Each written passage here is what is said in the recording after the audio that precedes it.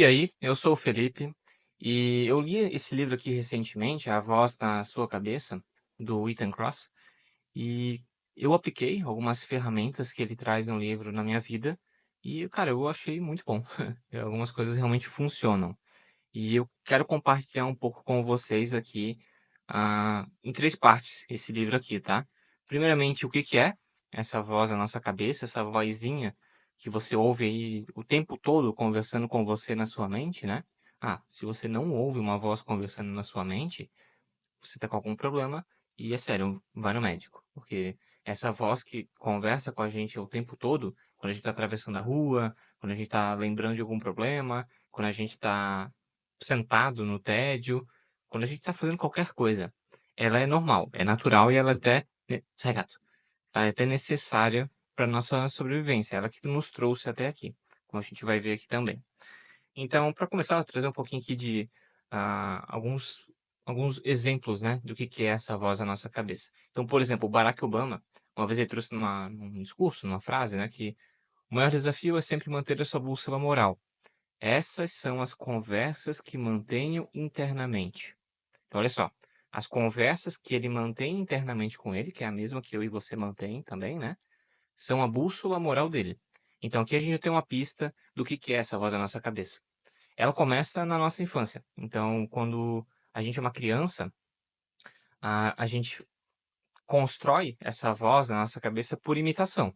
Então, a gente imita o que os nossos pais falam, a gente imita o que os professores, os nossos avós, qualquer autoridade ali, né, que vai falar alguma coisa para a criança, que vai trazer alguma coisa para a criança pela fala, a gente está sempre trazendo aqui da fala, da capacidade de falar mesmo, ela vai imitar. Então, você já deve ter visto, ou até mesmo você lembra que quando você era criança, você imitava o que os seus pais falavam em voz alta. Isso é natural, a criança ela começa imitando em voz alta, até que aquilo ela vai, construindo a própria voz dela. E essa voz que vai ser a bússola dela, a bússola moral para o comportamento, para as atitudes, para os pensamentos, para as ações, para as decisões, para tudo que vai influenciar nas decisões, então, em todo momento da vida da pessoa. Isso começa lá na nossa infância. E uma frase que ele traz aqui, que eu achei bem interessante, é essa aqui, que a nossa espécie, ela não evoluiu para viver o presente. Então, esses gurus da internet, né, enfim, ou alguns livros, alguns autores tragam assim: "Ah, não, você tem que viver o presente, porque se você vive no passado, você tem depressão. E se você vive no futuro, pensando no futuro, né, você tem ansiedade", né. E, cara, realmente, faz sentido. Quando você só pensa no futuro e quando você fica ruminando aqueles pensamentos negativos sobre o teu futuro, com certeza tu vai desenvolver ali uma ansiedade. Porém, é justamente essa capacidade do nosso cérebro de lembrar do passado e atribuir um significado ao passado, né, e também pensar no futuro, planejar o futuro e, inventar um futuro, né, tipo, como é que é a palavra? Eu até fiz umas anotações aqui, só para não fugir aqui, ó. Pá-pá-pá. Fazer simulações do futuro, né. Quando a gente tem essa capacidade de a gente fazer simulações do futuro, foi o que nos trouxe até aqui como espécie. Então, quando a gente era lá, homens das cavernas, né, a gente, fazia esses planejamentos, né, os primeiros humanos faziam esse planejamento futuro de tipo: "Se eu me manter nesse lugar, vai acabar o alimento, amanhã já não tem mais, acabou a caça, acabou a colheita", enfim. Você consegue entender, né, como que essa capacidade de planejar o futuro ou de lembrar do passado, ela foi essencial para nossa sobrevivência como espécie. Então, quando o homem da caverna lá, o primeiro ser humano lá, ele lembrava que em tal lugar, atrás de uma colina, tinha uma espécie de animal lá que ele podia caçar, isso beneficiava a sobrevivência dele, porque ele lembrava que eu posso voltar lá em outra época do ano que eles vão ter feito mais bebês e vai ter mais caça, enfim. E aqui alguns exemplos de como que essa voz na nossa cabeça, né, ela conversa com a gente. Então, a questão de trazer essas simulações do futuro, né. Então: e se eu errar? E se isso acontecer? E se eu for atravessar a rua e o ônibus me atropelar? Sabe aqueles pensamentos intrusivos? Tipo assim: "Cara, e se eu der um tapaço na cabeça da velhinha?".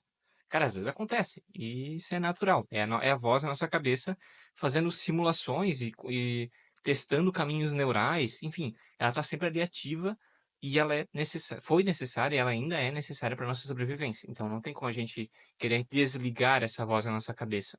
Se ela hoje te traz problemas, como por exemplo, você ficar ruminando, situações ruins que aconteceram, ou ficar somente imaginando cenários ruins para o futuro, isso a gente consegue controlar através das ferramentas que o Ethan aqui traz no livro, e a gente já vai falar sobre isso também.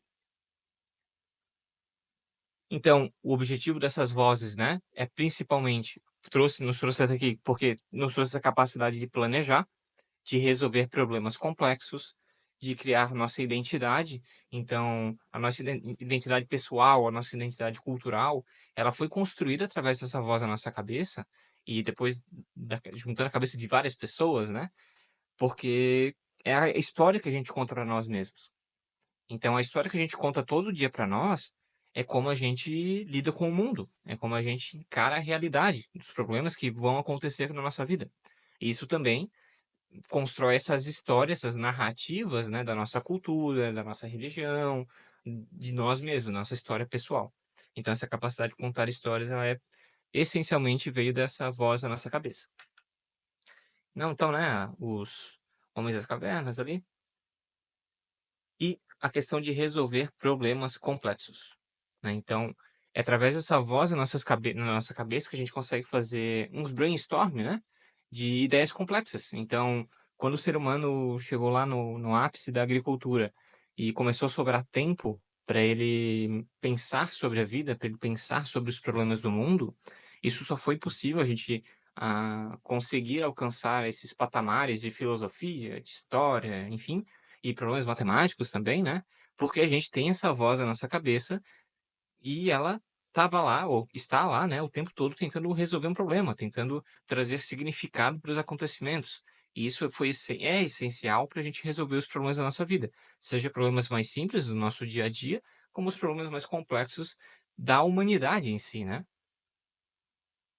E um pouquinho sobre criar a nossa cultura, né, então aqui alguns exemplos de isso aqui são histórias. São as histórias que nós contamos para nós mesmos em determinada época, né, seja religiões, seja a cultura de um povo. Então são histórias que só foram possíveis ser contadas, porque temos essa voz na nossa cabeça conversando com a gente o tempo todo, trazendo ideias, trazendo insights, buscando problemas, trazendo resoluções para esses problemas.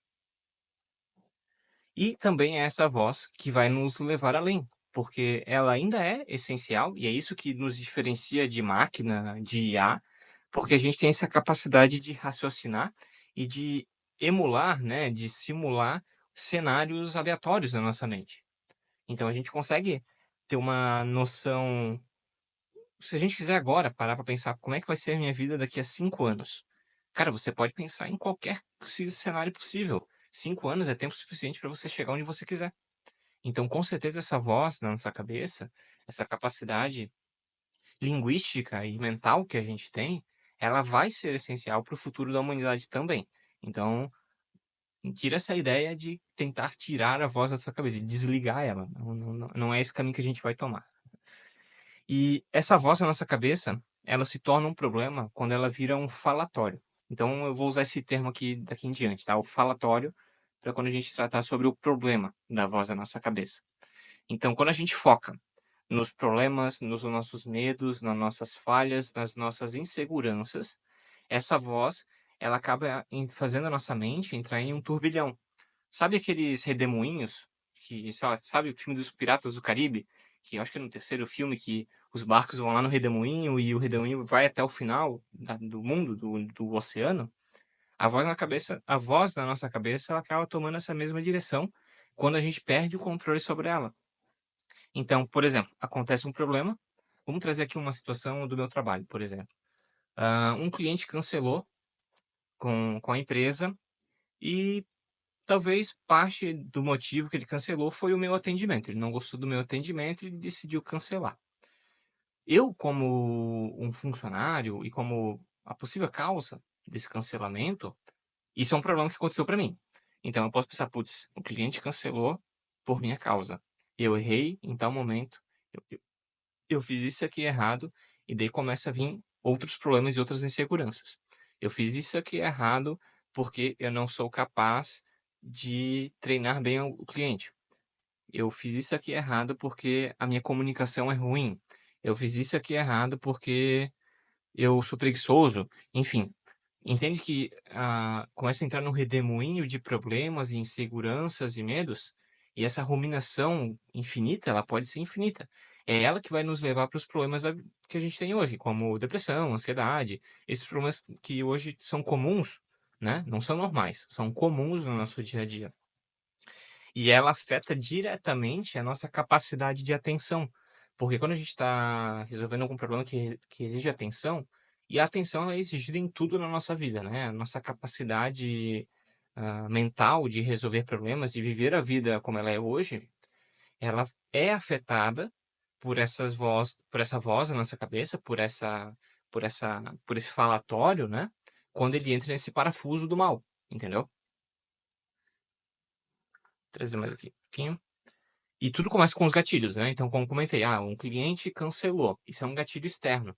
Uma pessoa tomou uma ação e ela me trouxe para essa situação, ela disse: a culpa foi do Felipe". Isso você pode encaixar em qualquer situação da tua vida, seja nos teus relacionamentos, seja nas suas decisões financeiras, em qualquer situação da tua vida tu consegue encaixar e encontrar um gatilho, que pode ser uma condição externa, pode ser uma questão de comparação. E aqui a gente vale muito a pena lembrar a questão das redes sociais, que nada mais é do que ah, feeds e feeds de comparação, quando a gente compara a nossa própria vida com a vida do outro. Isso é natural, a questão da comparação, né? Ela é natural, ela faz parte do que é a humanidade, porém, ela é um gatilho para essa ruminação. Porque quando a gente olha uma vida perfeita, aparentemente perfeita, né, nas redes sociais, a gente se compara, a gente analisa os próprios erros, as próprias inseguranças, os próprios medos, e isso faz a gente entrar naquele parafuso do mal, entendeu? E, né, aqui uma exemplificação um pouco mais gráfica, né, que acontece um problema, vem o falatório, ruminação, falatório, medo, ruminação, falha, problema, ruminação, e assim por diante. E a gente acaba ficando preso nesses redemoinhos, né, nesses parafusos do mal, e isso impacta diretamente a nossa vida.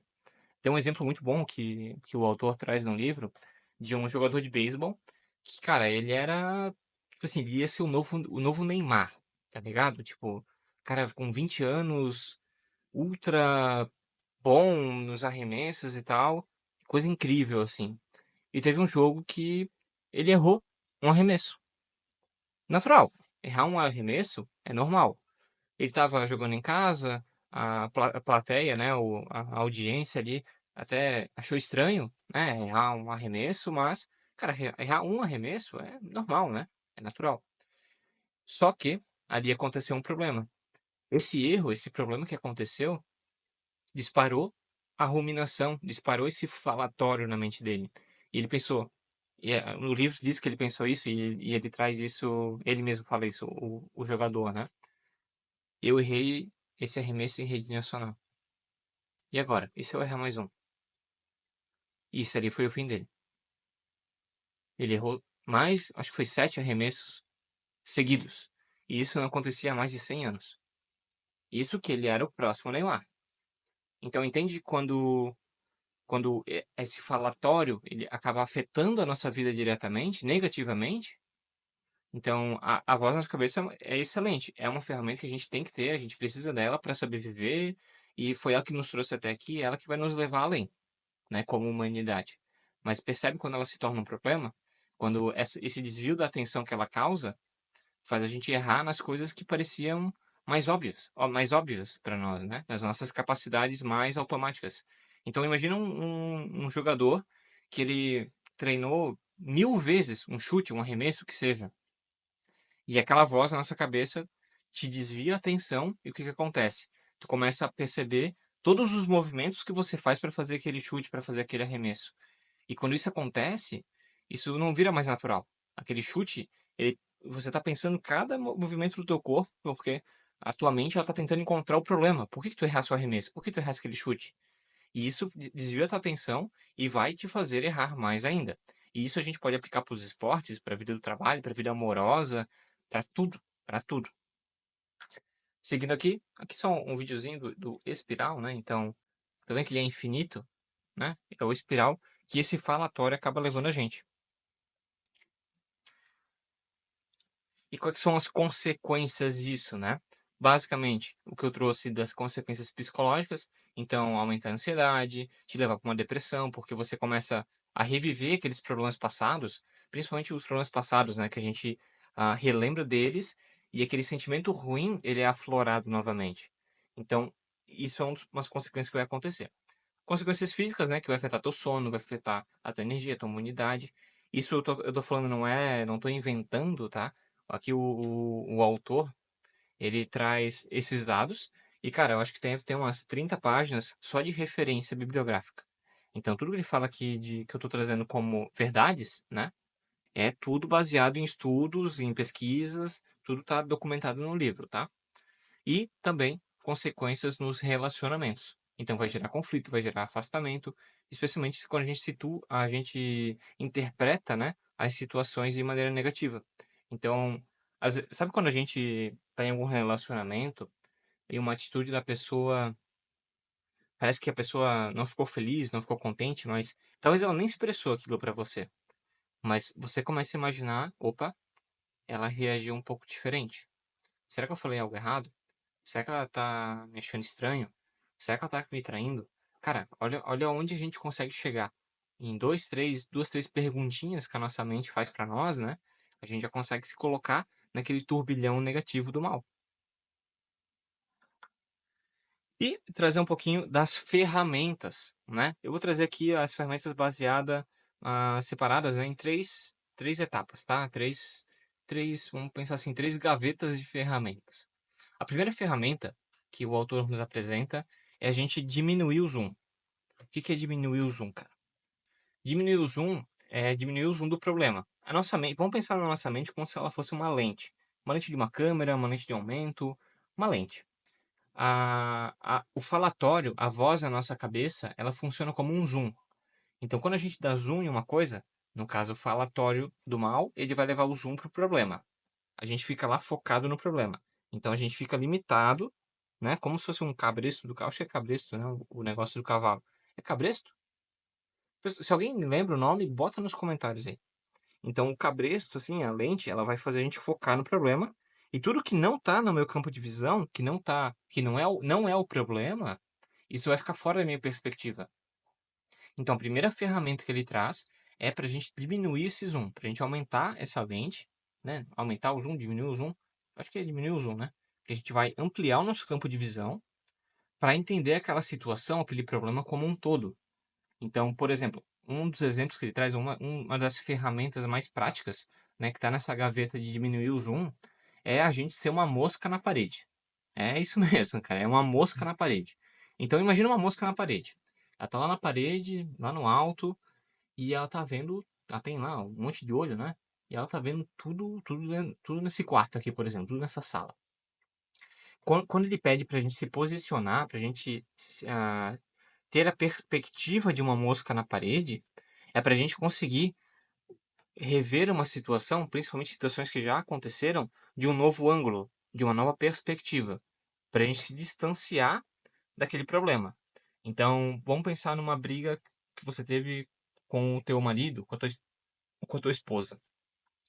Quando você lembra daquela situação que ela te deixa triste, que deixa com raiva, com medo, enfim, quando você se imagina como você mesmo, em primeira pessoa, como você aqui, ó, olhando para sua esposa, é uma perspectiva. É perspectiva de primeira pessoa, né? E pelos estudos que o Ethan traz aqui no livro, é muito mais fácil a gente reviver aquela situação de uma maneira negativa quando a gente se coloca como uma primeira pessoa, quando a gente se coloca como nós mesmos naquela situação. E em contrapartida, quando a gente se posiciona como uma mosca na parede, olhando de um novo ângulo, de uma nova perspectiva aquilo que aconteceu, isso é uma capacidade do nosso cérebro, tá? De se posicionar visualmente mesmo, como se visualmente tu olhasse pelo ângulo da mosca. Então imagine que você estava brigando no quarto. Imagine que você estivesse lá no cantinho do quarto, olhando você mesmo e o teu marido, o teu cônjuge ali, brigando, discutindo. Só essa capacidade de ver a situação de um ângulo diferente, ela já é capaz de diminuir essa ruminação, esse falatório mental, e a gente às vezes até conseguir perceber aquela situação de um novo ângulo, de como você se sentiu depois que a briga aconteceu, ou de outros sentimentos que você teve durante a briga, que talvez você não conseguiu expor, que você não conseguiu falar, ou talvez os sentimentos do teu cônjuge mesmo, que estava sentindo naquele momento, e você começa a criar mais empatia consigo mesmo e com, sei lá, com quem você estava discutindo. Isso eu trouxe o exemplo do cônjuge, né, a discussão aqui em relacionamento, mas também serve para qualquer situação. Então, faz um exercício rapidinho aí. Imagina alguma coisa que está te incomodando, uma coisa que não sai da tua cabeça, uma palavra que alguém te falou, uma palavra que você falou para alguém. Tenta se posicionar naquela situação de um ângulo diferente, de um ângulo de uma mosca na parede. E me conta se vai funcionar para você. Para mim funcionou. Para mim esse aqui e um dos próximos que eu vou trazer é os que mais funcionaram para mim. Esse aqui ele requer um pouco mais de esforço, né? A gente talvez fechar os olhos e se imaginar como uma mosca na parede lá vendo a situação ocorrer, tá? Pode ser um trauma, pode ser qualquer coisa. Qualquer problema que aconteceu contigo, se imaginar como uma mosca na parede.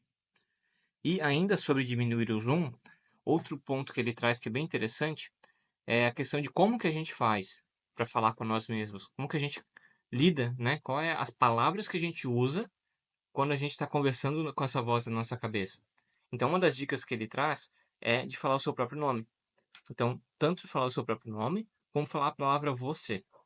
Não pegar uma outra perspectiva, agora uma perspectiva linguística, né? A gente pode chamar, de não falar contigo mesmo, como assim, eu estou triste, eu falei aquilo, ela me xingou e eu fiquei triste com a situação, eu estou com medo, eu serei demitido, eu não sei o que fazer.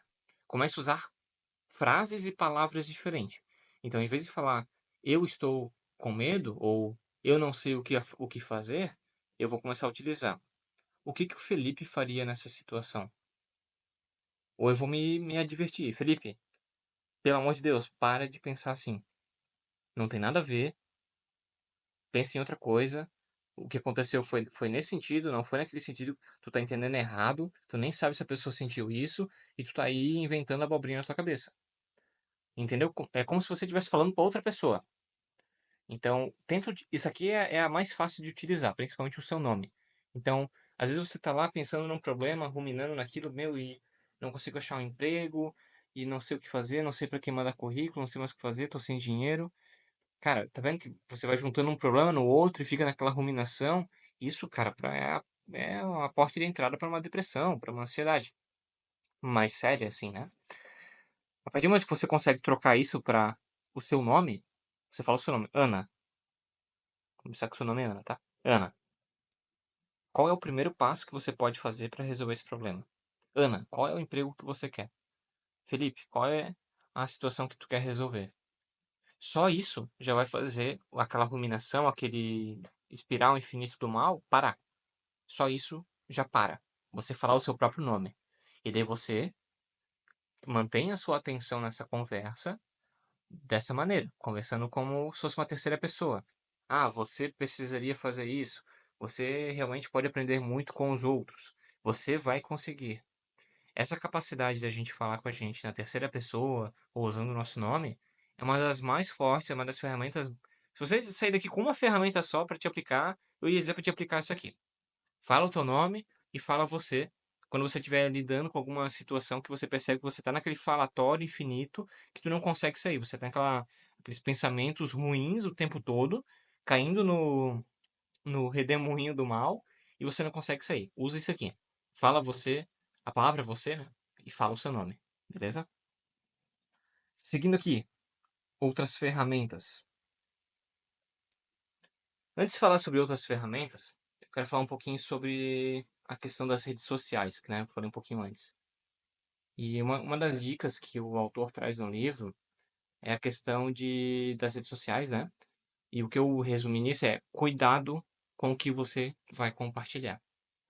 Hoje, com as redes sociais, é muito rápido para a gente pensar alguma coisa, seja o que for, e a gente já compartilhar aquilo, né? Seja por um texto, seja por uma foto com uma legenda, enfim, qualquer coisa. E quando a gente não dá tempo ao tempo, né? O tempo, ele é um remédio para esses os problemas da nossa vida também. Porque a gente precisa de tempo para discernir, né, o que fazer, o que não fazer. E quando a gente já vai para uma rede social e coloca lá o nosso pensamento, às vezes até o nosso problema, a nossa situação, isso ali abre portas para outras pessoas, às vezes até na intenção de te ajudar, só piorar a situação. Porque elas, talvez você vai conversar com alguém, né? E aquele alguém vai ficar te perguntando o que está acontecendo, vai te pedir mais detalhes, às vezes com o intuito de te ajudar realmente.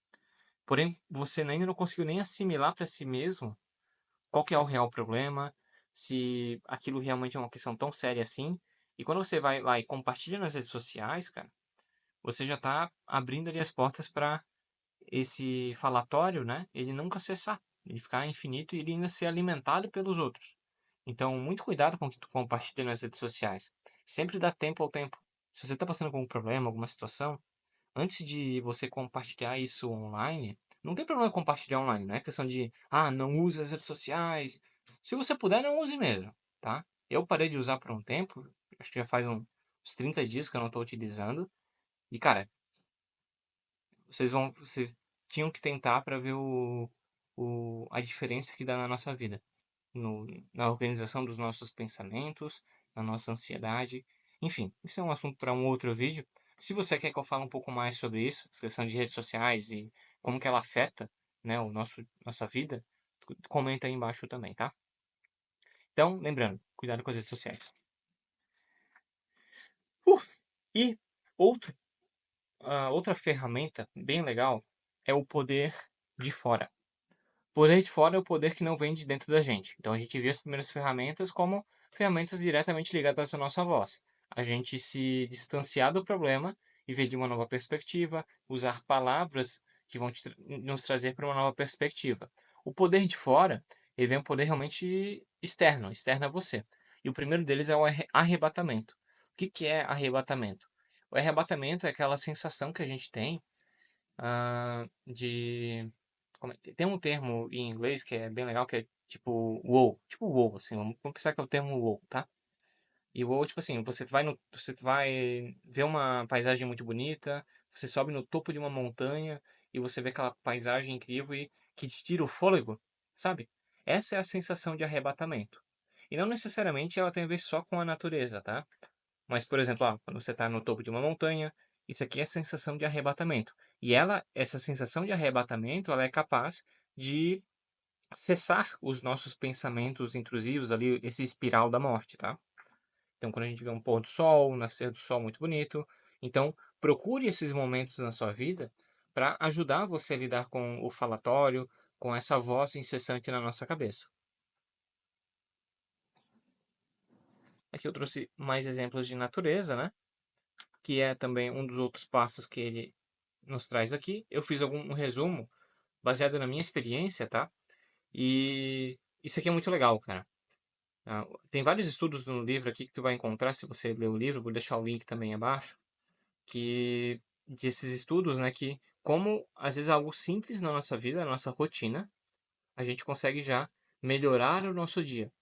Então, a gente vai trabalhar.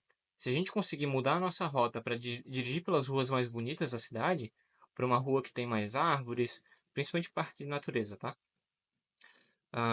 Pelas ruas que tem mais árvores, ou caminhar ao ar livre, abrir a janela, ouvir os pássaros, botar planta na tua casa, no teu trabalho, na tua escrivaninha, na tua mesa.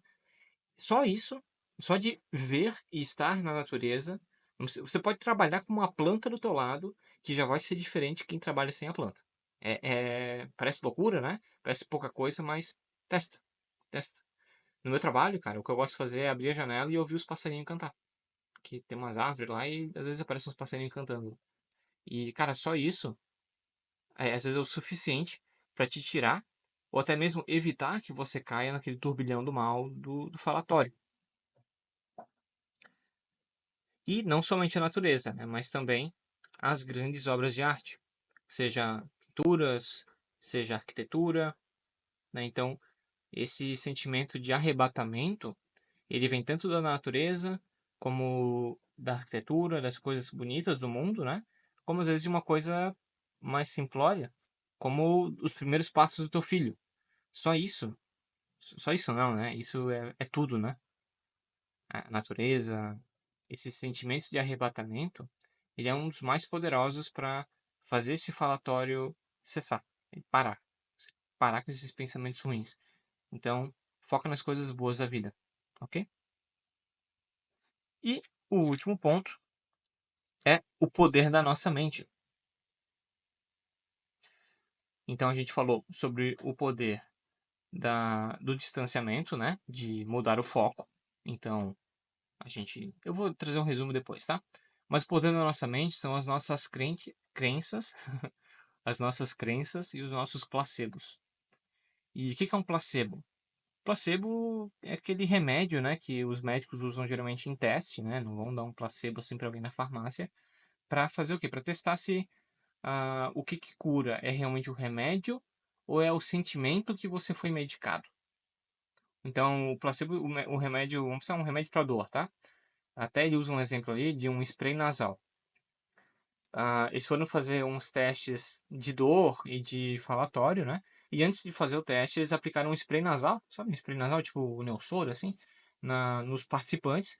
Para metade, eles falaram que era só um spray nasal para melhorar as imagens lá na, na máquina que tira foto do cérebro, né? E para o outro, falaram: isso aqui é um analgésico, ele vai te ajudar com as dores emocionais que você vai sentir quando você relembrar os traumas da nossa pesquisa. Entendeu? Então, isso é um placebo. Era só um spray de sal, de água salinizada, né? Não é sal. E ele não ia fazer nada, não tem nada a ver uma coisa com a outra. Só que nos estudos eles viram que as pessoas que tomaram placebo e foi falado que ele ia diminuir as dores que eles iam sentir, realmente eles sentiram menos dores, menos dores. E não só no feedback que eles deram, mas também lá nas imagens cerebrais. Então, nosso cérebro, cara, ele é enganável. A gente consegue usar ele de uma maneira diferente. A gente consegue programar ele. Então, se a gente acredita naquilo, aquilo realmente vai ser. Se você acredita que você vai ser rico, cara, você tem mais chances de ser rico do que quem não acredita. Eu tô trazendo aqui a questão da riqueza porque também é uma área que eu já vi muito livro, lei da atração, sabe essas coisas? E isso bate muito com o que o Ethan trouxe aqui, com pesquisas. Então, quando a gente acredita naquilo, né, a capacidade da nossa mente de acreditar, mesmo que não seja a realidade exata daquele momento, já funciona para a gente se curar, para a gente ter resultados diferentes na nossa vida. E o outro lado, né, do poder da nossa mente, além dos placebos e das crenças, né, então você acreditar que você vai melhorar, né, além de você conseguir acreditar que e criar expectativas que você vai melhorar, que aquela situação vai se resolver, isso já ajuda o falatório a diminuir, entendeu? Então, quando você tiver algum problema, a sua expectativa que ele vai ser resolvido, isso já ajuda, já diminui o próprio falatório, já aumenta as chances disso realmente ser resolvido. Então, isso ele trouxe aqui com provas, né, com os estudos, mas é algo milenar, né? O pensamento positivo, né? O pensamento positivo não é tu negar o problema, não é que o problema não acontece, mas é tu ter crença e expectativa que aquilo vai se resolver. E aquilo realmente se resolve mais rápido. E outro ponto bem legal do poder da nossa mente são as crenças e rituais.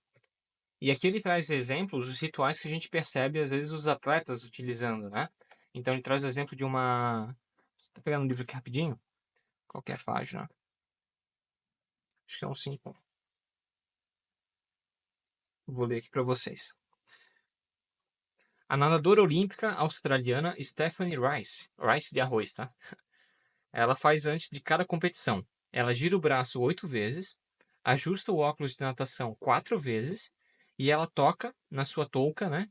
4 vezes. Sempre. É um ritual que ela faz. Então, o ritual não é às vezes eu faço isso, às vezes eu faço aquilo. O ritual é uma sequência rígida de comportamentos numa ordem específica.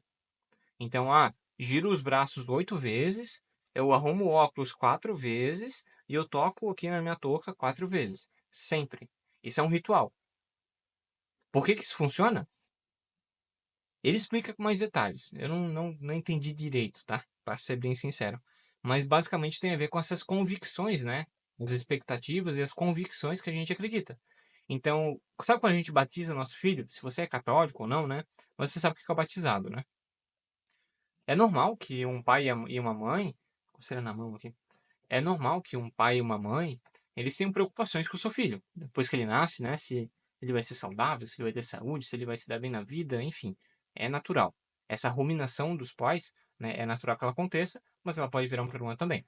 Então, quando a gente faz um batismo na criança, a gente está atribuindo valor àquele ritual de uma maneira sobrenatural.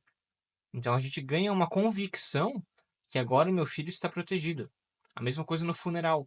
Quando a gente faz o funeral de alguém que faleceu, a gente faz aquela cerimônia, além de ser um momento ah, de união ali, né, da família, dos parentes, é um ritual que a gente faz com uma convicção que agora a pessoa ela vai para um lugar melhor. E isso ajuda a gente sofrer menos com o luto, entende? O poder desses rituais.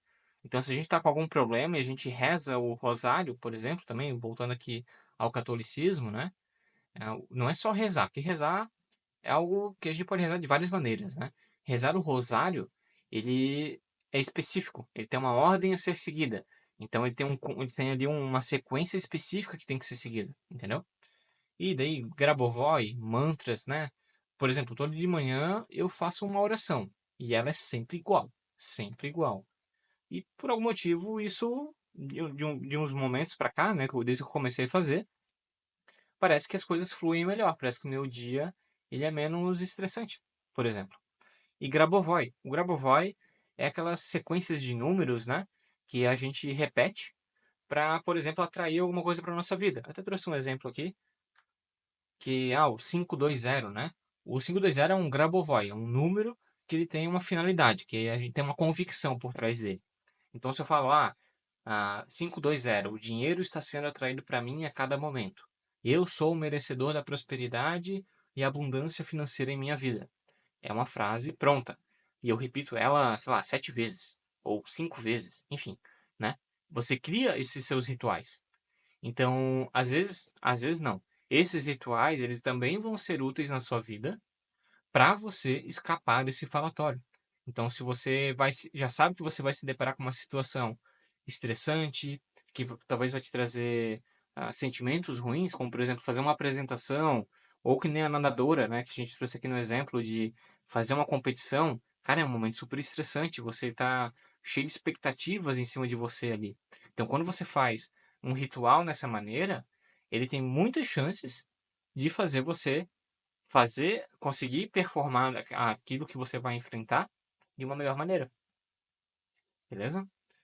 E trazendo agora um resumo total, então, na prática, né, o que que você vai fazer? Primeira, primeira prática, né, vou dividir aqui em 3 tópicos, tá? Conversa distanciada. Então, você pode ser uma mosca na parede, você pode usar a palavra você, a palavra ele, né, na terceira pessoa. Então, o que que o Felipe faria nessa situação? Felipe, o que você faria nessa situação? Né? Usar essas palavras no nosso falatório mental. Reinterpretar, né, os nossos problemas de uma maneira diferente, então como um desafio, talvez, e não como um problema, mas sim um desafio a ser superado. Isso já é o suficiente para nos tirar desse falatório e trazer uma nova perspectiva para o problema, para a situação. Pá, pá, pá. Outra perspectiva também interessante, que eu acho que eu não trouxe, é a perspectiva temporal. Eu acho que eu comentei sim. Então, você se imaginar como é que eu vou me sentir com essa situação, por exemplo, um término de relacionamento, né? Como é que eu vou me sentir no ano que vem? Será que eu ainda vou estar triste com isso? Olha, provavelmente pela lógica não, né? Então, isso também já é capaz de te tirar desse falatório negativo.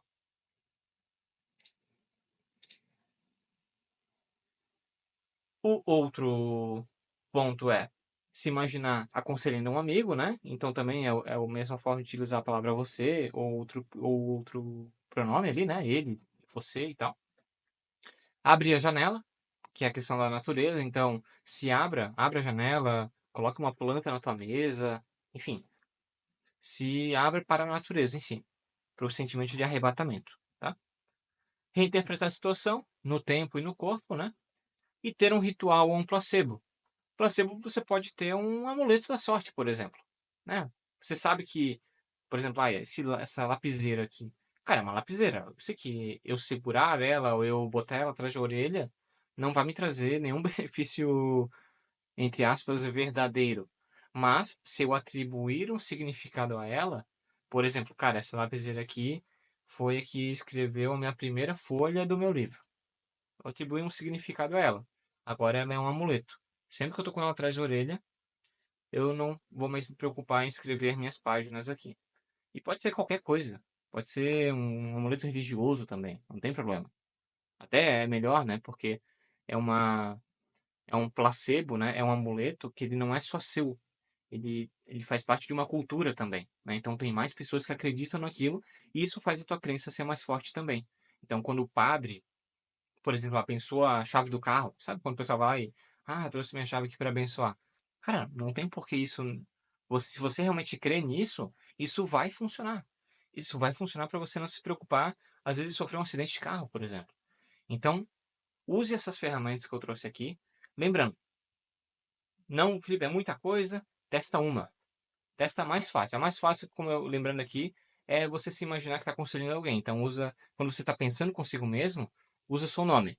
Felipe, para de pensar isso. Como que você pode resolver isso de outra maneira? O que que você não está levando em consideração?